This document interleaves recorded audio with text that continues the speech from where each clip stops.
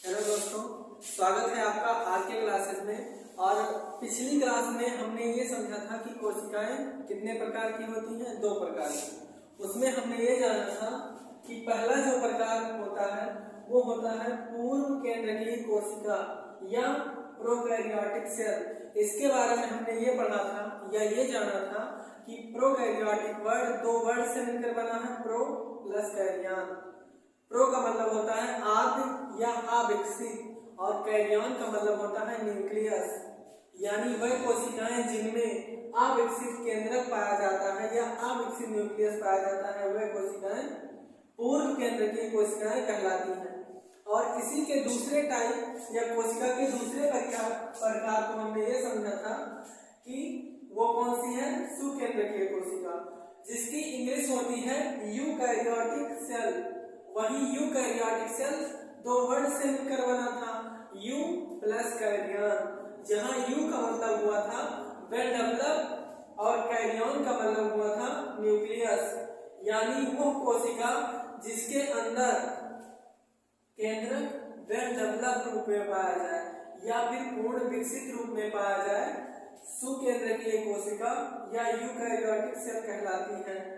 और आज हम ये देखेंगे कि इन दोनों कोशिकाओं में अंतर क्या है। ठीक, what is the difference between prokaryotic cell and eukaryotic cell. तो आइए देखते हैं। इसीलिए मैंने फिगर पहले बना दिया है ताकि टाइम ज्यादा ना लगे और वीडियो ज्यादा लंबी ना हो। तो आइए देखते हैं एक एक करके कि इन दोनों कोशिकाओं में अंतर क्या है। अगर ध्यान से देखा जाए तो ये प्रोकैरियोटिक कोशिका का केंद्रक है। क्या है? केंद्रक। इसमें केंद्रक अविकसित रूप में पाया जाता है।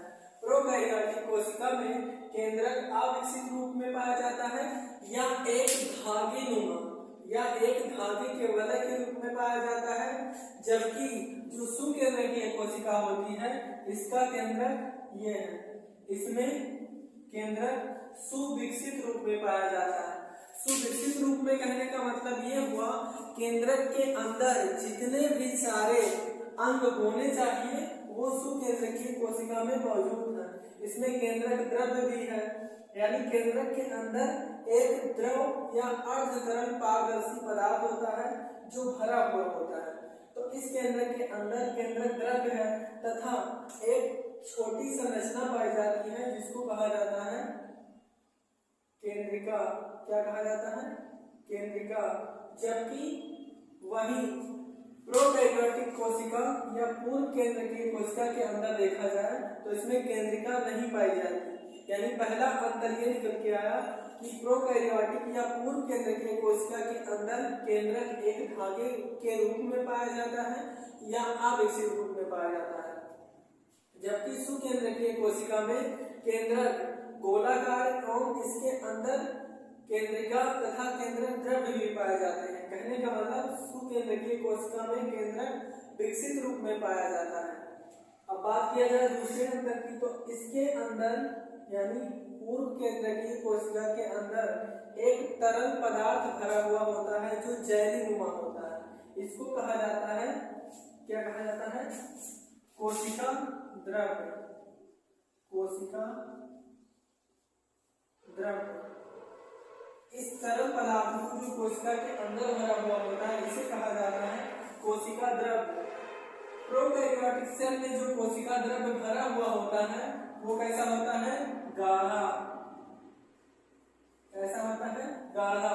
जबकि सुकेंद्रकीय कोशिका में जो द्रव भरा हुआ है या जो कोशिका द्रव्य पाया जाता है वो हल्का होता है in comparison to prokaryotic cell. यानी पूर्व केंद्रकीय कोशिका में कोशिका द्रव्य गाढ़े रूप में पाया जाता है, जबकि सुकेंद्रकीय कोशिका में कोशिका द्रव्य हल्के रूप में पाया जाता है। ठीक। दूसरी बात, जो पूर्व केंद्रकीय कोशिका होते हैं इनके चारों ओर एक पतली सी परत पाई जाती है जिसको कहा जाता है कोशिका भित्ति। क्या कहा जाता है? कोशिका भित्ति।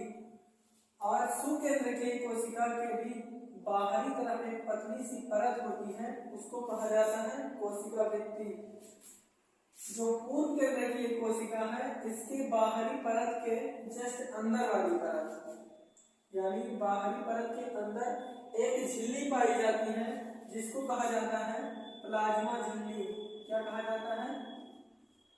प्लाज्मा झिल्ली या फिर कोशिका झिल्ली कहा जाता है। और सुविकसित केंद्र की कोशिका या सुकेंद्र की कोशिका के बाहरी परत के अंदर वाली परत भी क्या कहलाती है? प्लाज्मा झिल्ली। यानी ये दोनों तो इन दोनों में सेम रहते हैं, ठीक, ये तो कोई अंतर नहीं हुआ। वही अगला अंतर देखें तो जो सुकेंद्र की कोशिका होती है इसमें गाल्जी काय पाया जाता है। क्या पाया जाता है? गाल्जी काय। गाल्जी काय क्या है? ये एक सेल ऑर्गन है या कोशिका का एक अंग है, जबकि पूर्व केंद्र की कोशिका में गाल्जी काय नहीं दिख रहा है, तो पूर्व केंद्र की कोशिका में गाल्जी काय नहीं पाया जाता। ठीक, सुकेंद्र की कोशिका में हरित लवक पाए जाते हैं। क्या पाए जाते हैं? हरित लवक। जबकि सुकेंद्र की कोशिका में हरित लवक पाए जाते हैं, जबकि पूर्व केंद्र की कोशिका में हरित लवक नहीं पाए जाते हैं। सुकेंद्र की कोशिका में माइटोकॉन्ड्रिया या सूत्र कणिका पाई जाती है। क्या पाई जाती है? सूत्र कणिका। जबकि पूर्व केंद्र की कोशिका में सूत्र कणिका नहीं दिख रही है, नहीं दिख रही है ना, तो पूर्व केंद्र की कोशिका में सूत्र कणिका नहीं पाई जाती। सुकेंद्र की कोशिका में रिक्तिका पाई जाती है, कुछ खाली स्थान पाया जाता है। ठीक, जबकि पूर्व केंद्र की कोशिका में रिक्तिका नहीं पाई जाती है।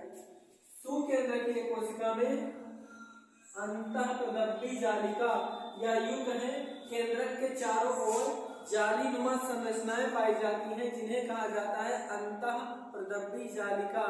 तो सुकेंद्र की कोशिका में अंतःप्रदब्धी जालिका पाई जाती है, जबकि पूर्व केंद्र की कोशिका में अंतःप्रदब्धी जालिका नहीं पाई जाती है। तो केंद्रक के चारों ओर एक जाली जैसी संरचनाएं पाई जाती हैं, जिसे कहा जाता है अंतःप्रदब्धी जालिका। क्या कहा जाता है? अंतःप्रदब्धी जालिका। तो अंतःप्रदब्धी जालिका सुकेंद्र की कोशिका के अंदर पाई जाती है, जबकि पूर्व केंद्र की कोशिका के अंदर नहीं पाई जाती है। सुकेंद्र की कोशिका के अंदर ये जो रेड डॉट दिख रहा है ये सब है राइबोसोम। क्या है? राइबोसोम। इसमें भी ये ब्लैक कलर में दिख रहे हैं। तो राइबोसोम पूर्व केंद्र की कोशिका में पाए जाते हैं, लेकिन ये अविकसित रूप में पाए जाते हैं, जबकि सुकेंद्र की कोशिका में राइबोसोम पाए जाते हैं, ये सुविकसित रूप में पाए जाते हैं। तो एक बार फिर से रिवीजन कर लें कि जो पूर्व केंद्र की कोशिका होती है इसमें केंद्रक अविकसित रूप में पाया जाता है, जबकि सुकेंद्र की कोशिका जो होती है इसमें केंद्रक विकसित रूप में पाया जाता है। पूर्व केंद्र की कोशिका में माइटोकॉन्ड्रिया या सूत्र कणिका नहीं पाई जाती, जबकि सुकेंद्र की कोशिका में सूत्र कणिका या माइटोकॉन्ड्रिया पाई जाती है।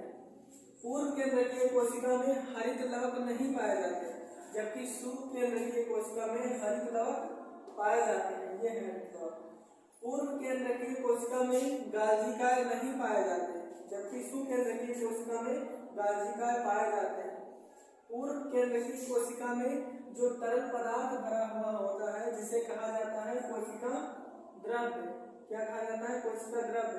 ये गाढ़े रूप में होता है, जबकि सुकेंद्र की कोशिका के अंदर जो तरल पदार्थ भरा हुआ होता है ये हल्के रूप में होता है। तो आज की क्लास में हमने इतना समझा। उसके बाद अगली क्लास में हम एक एक अणु के बारे में डिटेल में समझेंगे। और इस वीडियो में आपको जैसे भी जानकारी मिली कमेंट करके जरूर बताइएगा। Okay, thank you, best of luck. मिलते हैं अगले वीडियो में और एक नए टॉपिक पर।